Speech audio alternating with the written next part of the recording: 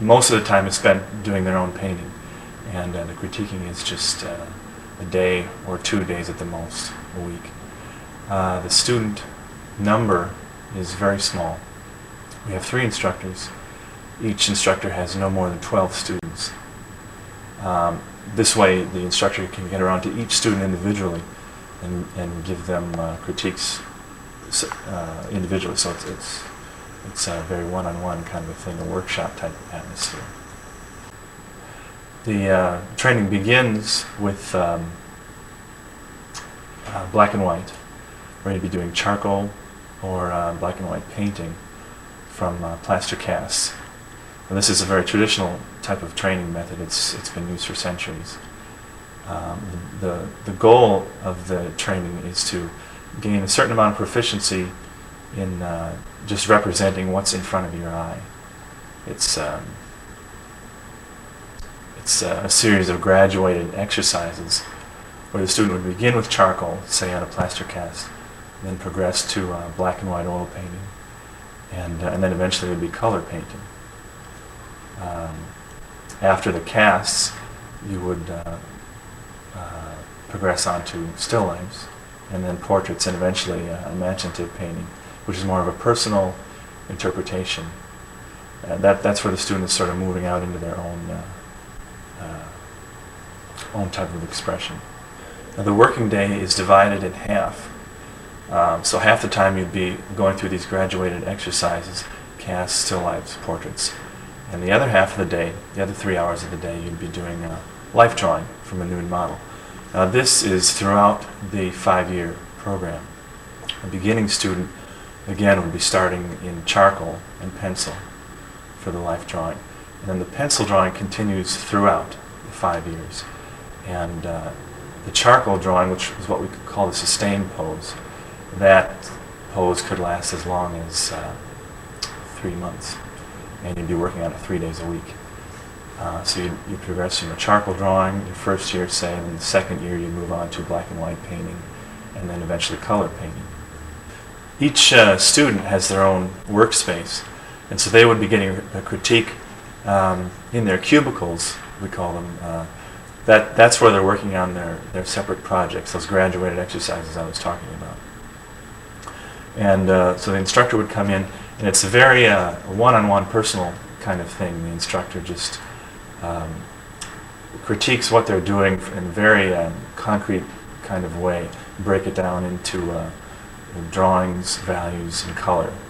What they're trying to do is reproduce nature. They're not creating a finished painting. They're not creating a work of art. They're just making studies to learn. These are the tools they're going to be using to create their own paintings later on. Now, the trouble is some students get caught up in trying to turn the exercises into finished works of art, and that's the instructor's job then to try and explain to them that's not the goal of what they're trying to do. They might be setting up a still life, let's say, and they'd be trying to make a nice composition, make a nice picture out of it. Those are part of the goal, but the main goal is just the representation, trying to make their painting look just like nature. The imitation is the goal, and that's the tool that you're going to need to create your own paintings later on. The imitation isn't the end goal of art, but you need that imitation. You need those skills to create that imitation in order to go on and do your own things. So most of the school year is the students working basically on their own, although in the sustained pose the class is together, so you'd have 8, 10, or 12 people working together. So there's a little bit of community there.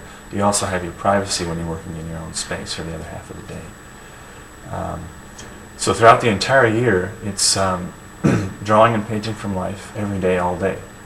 And this is interspersed here and there with some lectures as a group. Occasionally we have anatomy lectures, composition lectures, and occasionally lectures on materials. But for the most part, it's just drawing and painting.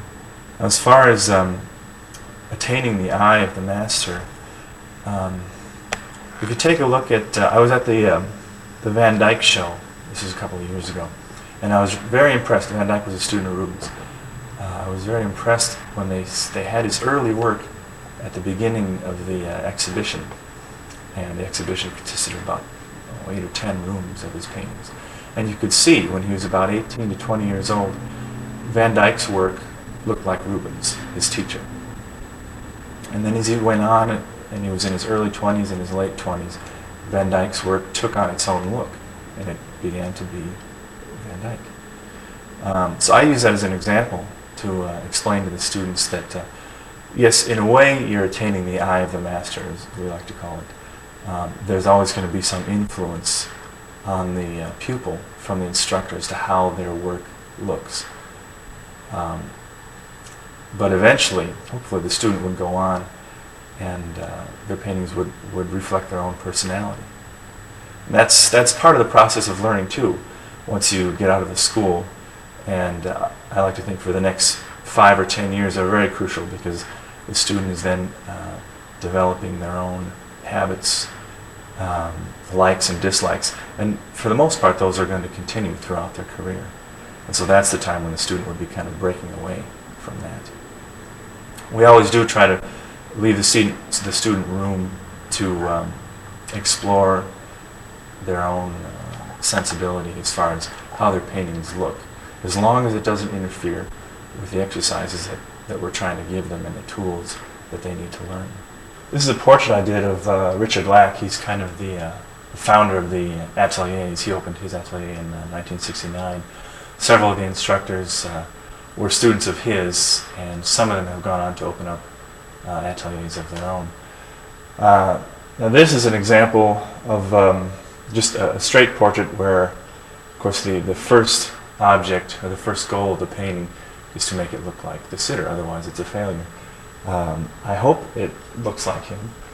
He was very patient with me. We had a number of sittings, probably as many as 20. And I would go there every day. This was done in his studio. And set up my paints, and we'd set up the backdrop here, and he'd put on his smock and sit there with his palette for me. And that's kind of what's necessary to complete a portrait like this.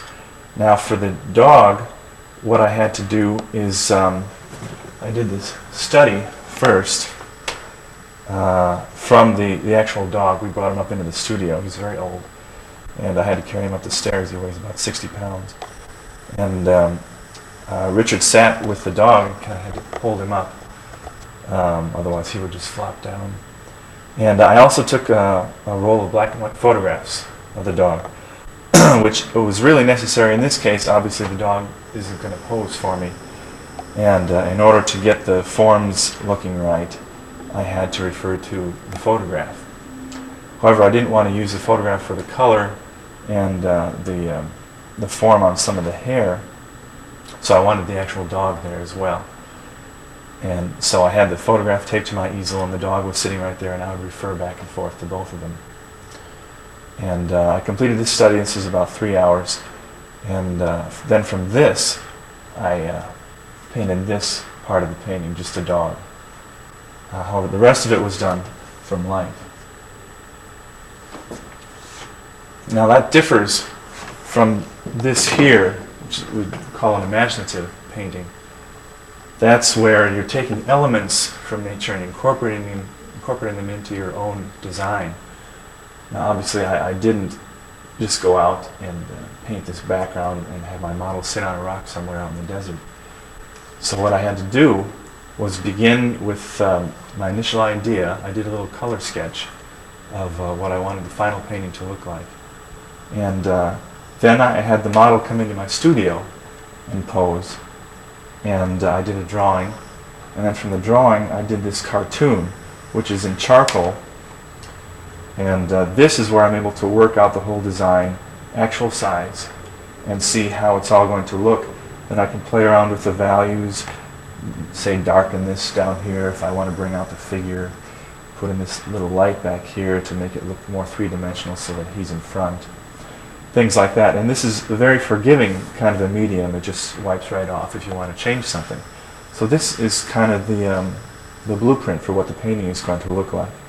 And if it doesn't work out right, I can do another one. And it's not that big of a problem. So once I get the values and the drawing working in black and white how I want it, then I would transfer it to the canvas, just trace it, and transfer it right onto here. And what I did for this is not what we call a direct method of painting, where you would be just putting down the colors exactly how you want them. This is something different. This is an underpainting method where I would pretty much follow my cartoon just in black and white. Actually, it was sort of green and white, monochromatically. So I don't have to worry about the color. All I'm doing is concentrating on getting the values and the basic design down. And then I let that underpainting dry, and then I'd be going over that with the color. So the advantage of that is you're separating out the problems. The elements they're dealing with are drawing values and color. Well, in the underpainting, all I have to deal with is the drawing and the values. I don't have to worry about the color, which makes it much easier when you're doing a complex design like this, especially away from nature, out of your head where you don't have nature as a guide. So in the overpainting, I'm just concentrating on color because I've already taken care of the values. I just match the value that was already there. And just play around with the color until I get the design and the effect that I want. Well, I guess I've had a little bit of experience with the art schools myself. It was about 10 years ago. I've talked with a number of people since then who've had similar experiences. And it depends what you're looking for. If you want to be a fine art painter, if you want to do a representational painting, the only way you're going to be able to do that is to acquire the tools. You need to draw from life, you need to paint from life, and you need to do it every day, all day, for 4 or 5 years. That's how long it takes. It's easy to fool yourself into thinking that that you can learn some things out of a book, pick up a few techniques here and there. It's just not true.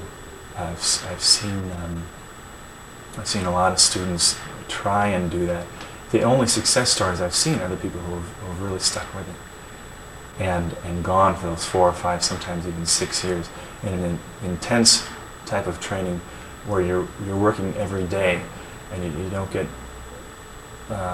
caught up in theorizing and all these extraneous classes that get thrown in oftentimes with the college experience. That's not as necessary for a fine art painter as just a hands-on working experience in a studio type of atmosphere where you have a professional instructor coming in and pointing things out, saying, well, look, the drawing is off here, look, this color is wrong. And the only way you're going to get it right is just to keep doing it and keep hearing the critiques.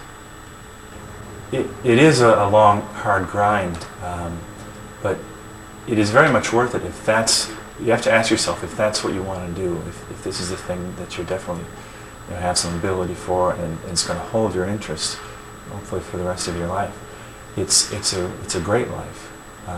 There's many of my friends are also professional artists, and every once in a while we get together and we just comment on how wonderful it is.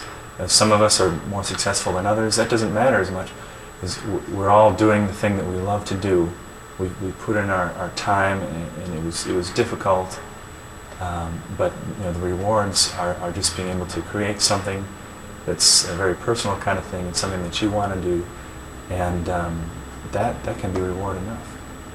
I like to think, or we like to say that if you can draw and paint the figure well, you can do pretty much anything. I think of representational art as a very large field with many variations in style. And so you can take this training, if you do well at it, and go on and do whatever you want with it within that representational field. Yeah, I think that people will always be interested in representational painting. I mean, they have been for the past 5 centuries.